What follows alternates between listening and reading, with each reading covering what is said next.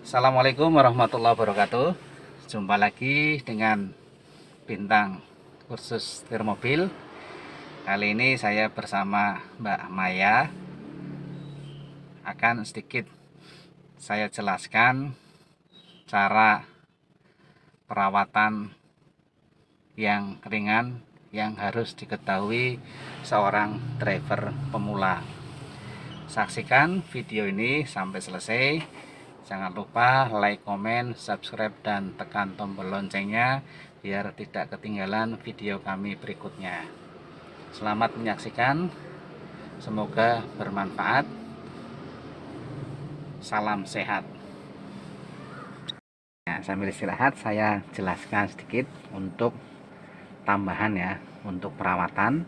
Kemarin waktu proses SIM sudah ikut Hafiz tahu marka ya, jadi rambu-rambu yang sudah dipahami sedikit saya tambahkan. Kemarin sudah dijelaskan rambu marka jalan, yaitu hubungannya dengan garis marka. Kalau marka membujur terputus-putus, berarti kita boleh belok ke kanan, nyebrang ke kanan, atau putar balik ke kanan. Kalau garis marka membujur lurus tidak terputus, berarti dilarang belok kanan, nyelip ke kanan, atau putar balik ke kanan sampai marka membujur terputus-putus. Ya, biasanya dimana kalau yang lurus tidak terputus? 1. Tikungan, 2. Jembatan, 3. Jalan raya yang jalannya sempit tapi dibagi 2 arah. Nah itu, jadi kita jangan melanggar garis marka. Terus yang kedua, rambu yang menggunakan gambar. 1. Warna merah. Warna merah ini artinya larangan. Kalau P warnanya merah berarti dilarang parkir. Biasanya ada tulisan sampai rambu berikutnya. Berarti kalau dari P di sini sampai P di depan sana, berarti antara P pertama dengan P merah kedua itu dilarang parkir. Terus S warna merah berarti dilarang stop. Tanda panah belokan warnanya merah berarti dilarang belok. Ada gambar mobil dilingkari merah berarti mobil dilarang masuk. Biasanya ada jamnya, jam berapa sampai jam berapa. Terus yang kedua, warna biru. Warna biru itu artinya petunjuk. Kalau P warna biru berarti petunjuk tempat parkir. Biasanya ada petunjuk sejajar atau serong. Nah itu tempat parkir. Kalau yang merah dilarang parkir. Tanda panah belokan warna biru boleh belok ke kiri atau boleh belok ke kanan. Kalau merah dilarang belok. S warna biru boleh berhenti. Biasanya di halte itu ada rambunya S warna biru. Kalau S warna merah berarti dilarang stop atau berhenti. Terus yang ketiga, warna kuning. Warna kuning itu artinya peringatan. Kalau ada rambu kuning perempatan, tanda seru, atau ada lampu berkedip warna kuning, berarti itu ada peringatan di depan kita ada perempatan, kita kurangi kecepatan. Ada gambar orang nyebrang warna kuning, peringatan di depan kita ada penyeberangan jalan. Kalau sudah gambar orang nyebrang warnanya biru berarti petunjuk tempat penyeberangannya. Tapi warna kuning peringatan bahwa akan ada tempat penyeberangan. Jadi beda, kalau kuning peringatannya dulu, kalau biru petunjuk penyeberangannya. Nah, terus ada gambar tanjakan, gambar mobil nanjak warna kuning, peringatan di depan kita ada tanjakan, kita waspada, kurangi kecepatan, kurangi gigi, sehingga nanti nanjaknya lebih ringan. Terus ada gambar jembatan, peringatan ada jembatan, penyempitan jalan, kita kurangi kecepatan. Jadi kuning ini artinya peringatan, kita harus waspada, kurangi kecepatan. Terus yang keempat, warna hijau. Warna hijau itu artinya perintah. Kalau lampu warna hijau berarti perintah untuk jalan. Lampu warna merah perintah untuk berhenti.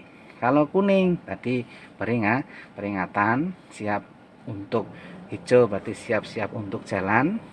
Kalau kuning mau merah berarti peringatan, kita harus kurangi kecepatan, harus ngerem karena setelah kuning lampu merah. Terus petunjuk arah kota warnanya hijau. Kalau Mbak Maya luar kota, jalannya masih bingung, kita lihat rambu, kanan misalnya Semarang, kiri Surabaya. Kalau kita mau ke Semarang berarti perintahnya harus belok ke kanan. Kalau kita beloknya kiri, nyasarnya ke Surabaya. Jadi warna hijau petunjuk arah kota, itu perintah. Kita mau kemana, ikutin perintahnya. Sekarang zamannya digital, Android kan pakai Google Map, tapi banyak yang nyasar karena ada yang larangan suruh di rak, ya kan, kadang jalan tikus, jadi orang pada nyasar lewat jalan-jalan kecil. Kita di samping pakai petunjuk arah dari map, kita juga harus lihat rambu-rambu di depan kita. Setiap kali akan ada perempatan 100 meter sudah ada petunjuk arahnya. Yang pertama adalah rambu-rambu. Yang kedua adalah perawatan yang harus dipahami, atau Mbak Maya harus tahu kondisi mesin dalam keadaan normal atau tidak sebelum melakukan perjalanan. Yang pertama, Mbak Maya sebelum jalan cek apakah tekanan angin ban ada yang kurang atau kempes atau tidak. Kalau cek di parkiran kok ada yang kempes, salah satu ban, sebelah kiri kempes, nanti kita isi angin, sebelah kiri angin isi, yang kanan ikut dicek supaya apa, tekanannya seimbang, sama. Kalau salah satu ban gembes, kemudinya berat sebelah, setir pengennya belok ke arah ban yang lebih gembes. Yang ketiga, kita nyepir badannya capek karena nahan setir supaya tetap posisi lurus. Yang pertama, tekanan angin ban. Yang kedua, pada saat kita manasi kendaraan, jangan di blayer-blayer. Ini banyak terjadi kesalahan, manasin mobil biar cepat panas di blayer. Jangan. Kita starter stasioner, kita tungguin, jangan ditinggal. AC dinyalakan, apalagi kalau dipanasin mobil yang jarang keluar, karena kalau prehon jarang kepake dia juga akan membeku, karena kan prehon kan kayak kulkas, itu sebagai pendingin, ya, pendingin ruangan menggunakan prehon. Nah itu kita panasin, AC nya dinyalakan, ditungguin. Berapa lamanya? Kalau kendaraan dilengkapi dengan indikator menggunakan jarum manual, itu jarum bergerak di antara garis C dan garis H. C itu cool, H itu hot. Kayak Avanza itu pakainya manual. Jadi dari posisi dingin sampai panas itu kisaran suhu 85 derajat itu berapa menit? Sekitar 1 sampai 5 menit sudah cukup. Jangan manasin terlalu lama, ini juga bisa menimbulkan overheating, terlalu panas. Karena apa? Pendinginan mesin itu tidak 100% dari radiator, tapi kalau mobil jalan ini ada tambahan tekanan udara dari luar, jadi ini mempercepat proses pendinginan mesin. Nah, ini yang pertama. Yang kedua, pada saat kita starter dimatikan dulu ya, matikan dulu, di on, kaca dibuka dikit biar ada udara masuk ya. Nah ini kita kondisi berhenti, mau manasi atau kita mau jalan. Pada saat posisi on tapi mesin masih mati, lampu indikator di dashboard itu masih menyala. Tapi nanti kalau mesinnya sudah hidup, lampu indikator semua di dashboard harus padam. Kalau menyala berarti ada trouble. Yang pertama, lampu handrem ya, parkir ya. Kalau masih menyala berarti handremnya masih terpasang. Kalau kita melepas handrem, pastikan sampai lampu indikator parkir atau rem tangan padam. Kalau masih menyala berarti kanvas rem masih menggesek. Kalau kita paksakan jalan, kanvas rem panas bisa terbakar. Jadi pastikan sampai lampu handrem mati. Nah, terus di sebelahnya ada gambar aki, akumulator, sistem pengisian aki mobil atau sistem alternator dinamo isi. Kalau mesinnya hidup, lampu gambar aki ini harus mati. Kalau menyala, Mbak Maya jalan terus, berapa menit kemudian mobil pasti mogok. Mogoknya karena apa? Akinya tekor. Akinya setrumnya dipakai tapi tidak ada yang ngisi. Setrum aki habis, mobilnya mogok. Jadi kalau Mbak Maya nyetater sebelum jalan kok lampu aki nyala terus, jangan lanjutkan, tapi kita cek dulu sistem pengisian. Bisa kita telepon bengkel atau kita bawa bengkel terdekat. Terus di sebelahnya itu lampu gambar Aladin, kalau orang bilang itu lampu kontrol sistem pelumasan oli mesin. Kalau mesinnya hidup, lampu kontrol oli mesin harus padam. Kalau menyala dalam keadaan mesin hidup, berarti sistem pelumasan tidak bekerja. Bisa olinya habis, pompanya rusak, filternya tersumbat, atau lampunya konslet. Kalau kita paksakan jalan, ternyata olinya habis, mogok, jebol mesinnya, harus turun mesin. Jadi begitu nyala lampu Aladin atau lampu kontrol oli, seketika itu Mbak Maya harus minggir, parkir, cek sistem pelumasan. Jadi tidak akan terjadi gangguan yang fatal. Selanjutnya di atasnya itu ada lampu gambar mesin. Kalau orang bilang kok koyo kran, nah bentuknya mirip kran, itu gambar mesin. Sistem cek engine atau lampu kontrol cek engine. Kalau lampu itu menyala berarti ada trouble pada sistem kelistrikan digital atau pada sistem mekanik yang hubungannya dengan sensor.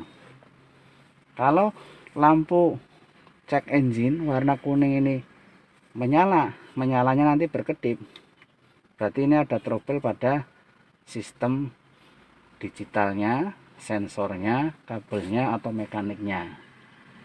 Kalau kita paksakan jalan terus, bisa terjadi mogok di tengah jalan. Nah, kita harus servis ke bengkel. Itu cek engine. Selanjutnya di samping kanan itu ada gambar setir tanda seru. Itu sistem power steering. Kalau mesinnya hidup, lampu itu harus mati. Kalau menyala dalam keadaan mesin hidup, berarti power steering ada trouble. Bisa olinya, bisa pompanya, bisa jalur olinya. Nah, kalau menyala nanti setirnya berat karena power steeringnya tidak bekerja. Terus off kan dulu, on lagi. Nah, ini ada gambar lampu yang kayak kunci ya, ada gelombang air.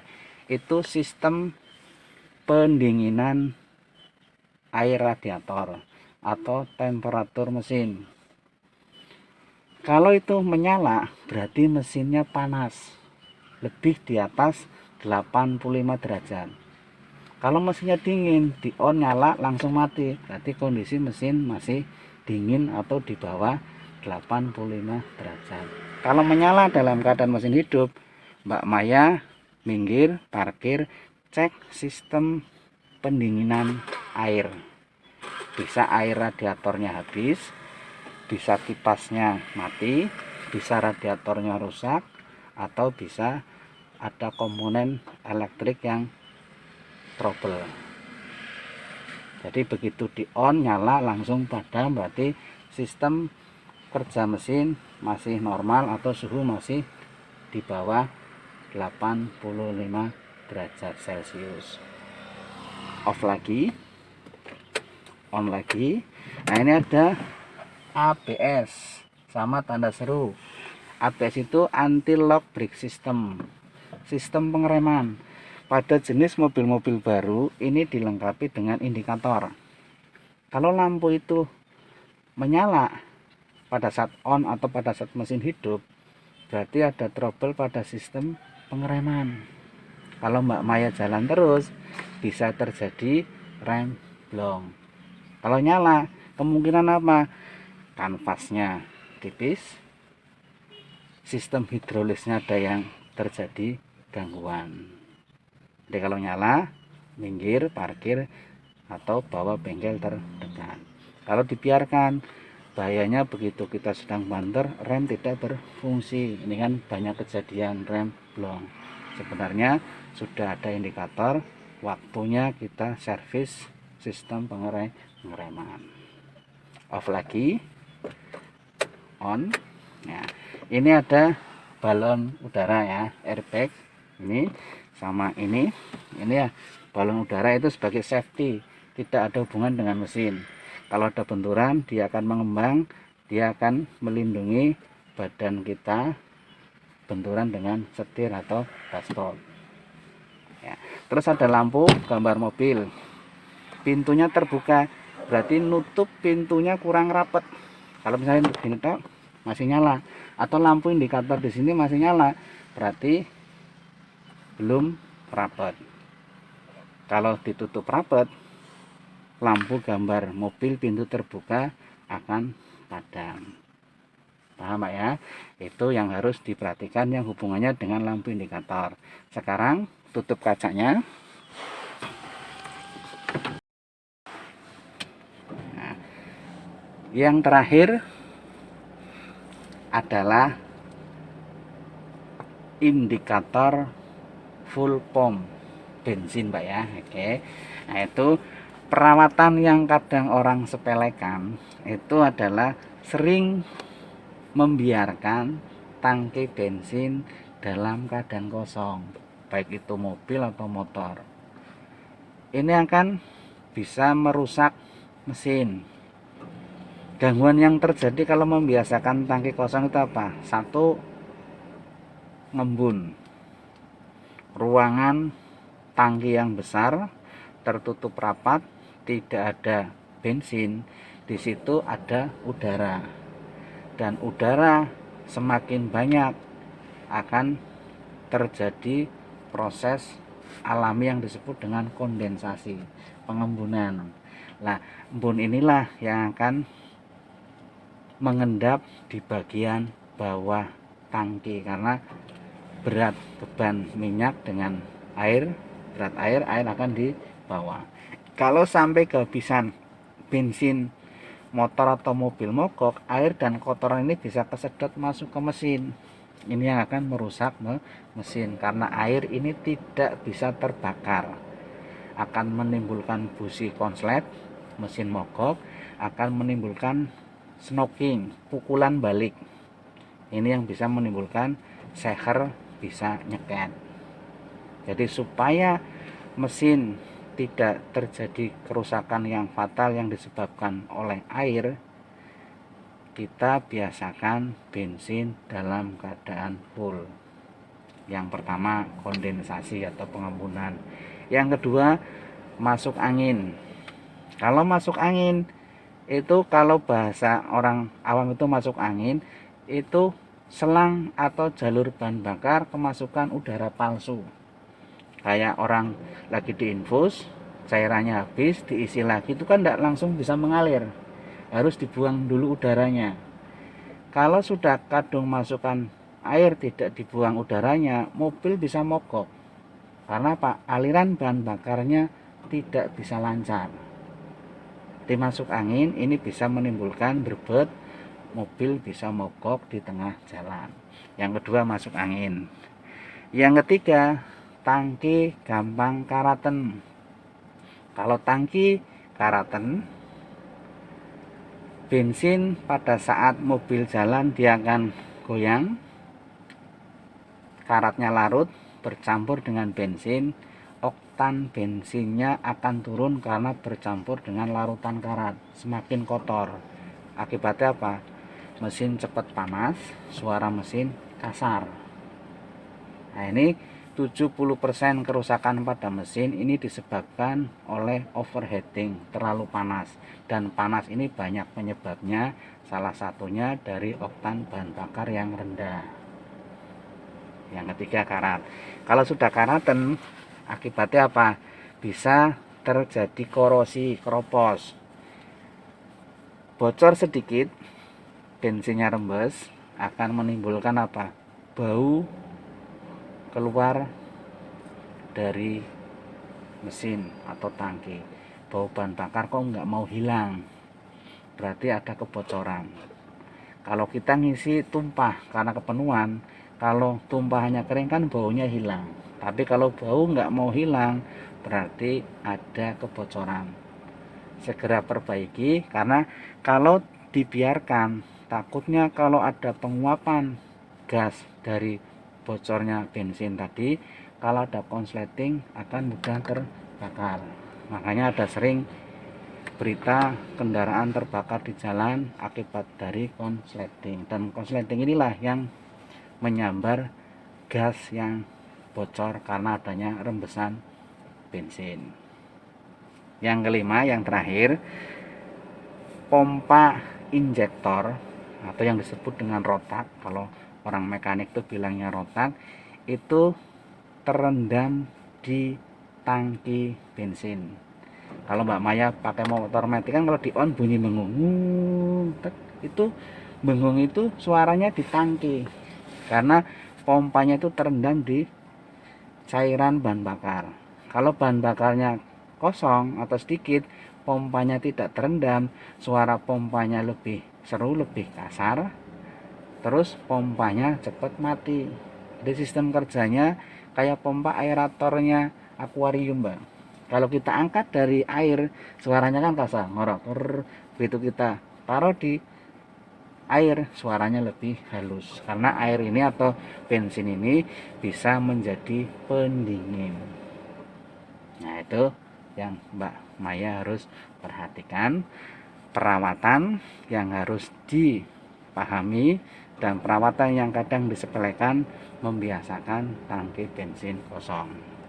Setelah paham, Mbak Maya nanti mobil atau motor dibiasakan full. Tapi kalau ngisi full nggak usah sampai tumpah, karena dari pipa pengisian itu ada saluran bypass, saluran pernafasan, yang mana di situ udara dari dalam bisa keluar.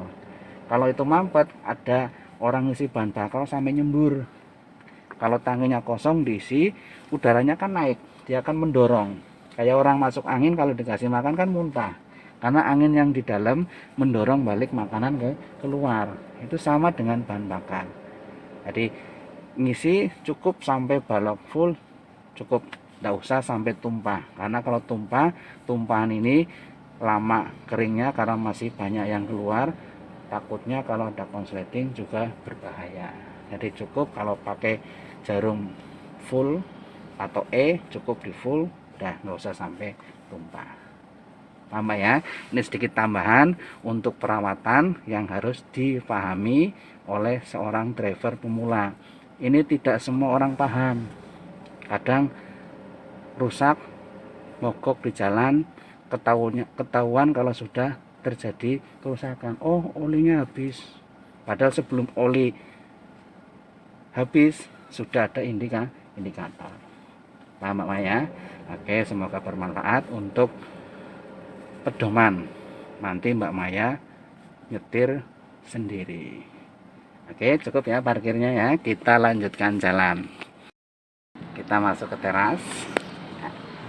Bodi belakang sudah lurus sejajar. Jadi kayak tadi, cuman ini kan lebih tinggi.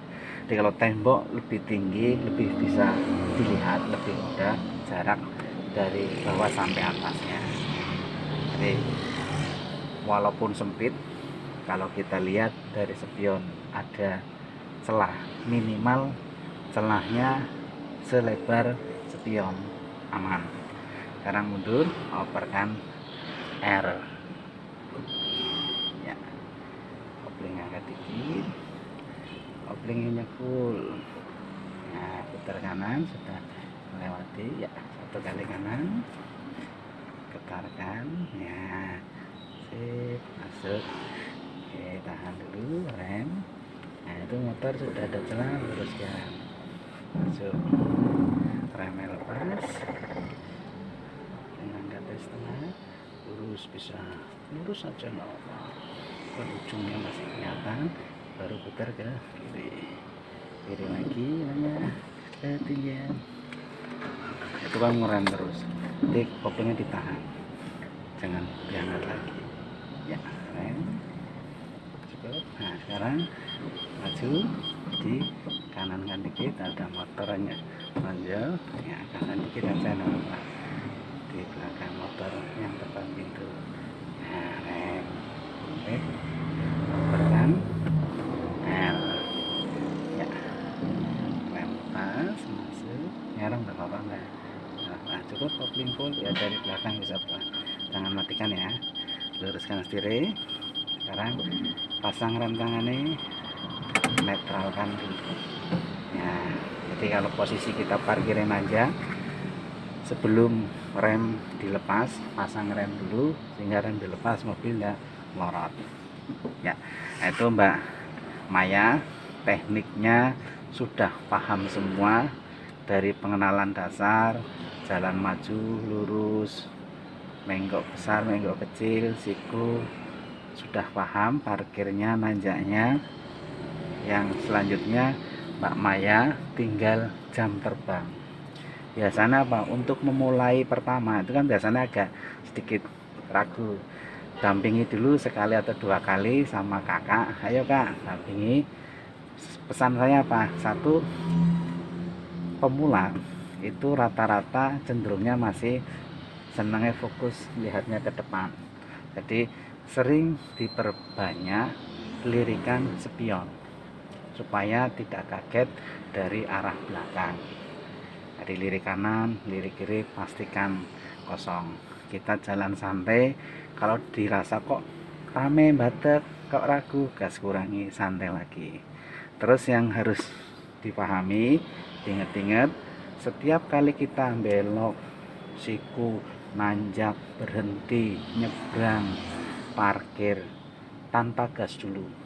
Kalau pakai setengah kopling sudah bisa, nggak usah pakai gas.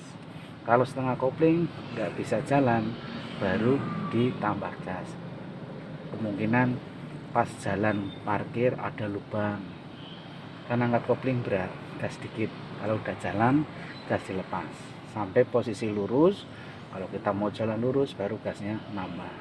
Selagi masih kuat, cukup menggunakan setengah kopling. Kalau setengah kopling sudah nggak kuat jalan, baru ditambah dengan gas. Intinya di setengah kopling sampai posisi mobil lurus. Ya, paham semua ya Mbak? Ini terakhiran, kurang lebihnya mohon maaf kalau ada kekurangan. Terus nanti kalau Mbak Maya ada yang masih kurang paham, WA saja. Saya gini gimana? Nanti kalau saya ada data, nanti saya balas. Jangan putus silaturahim. Yang masih kurang paham langsung ditanyakan lewat WA. Itu aja Mbak ya. Sampai ketemu lagi, sukses di jalan. Nanti lewat sini sudah bawa mobil sendiri. Mohon maaf kalau ada kekurangan. Sampai ketemu lagi. Sama-sama. Sami-sami Bu. Ngapuntene mlawi enten kekirangan.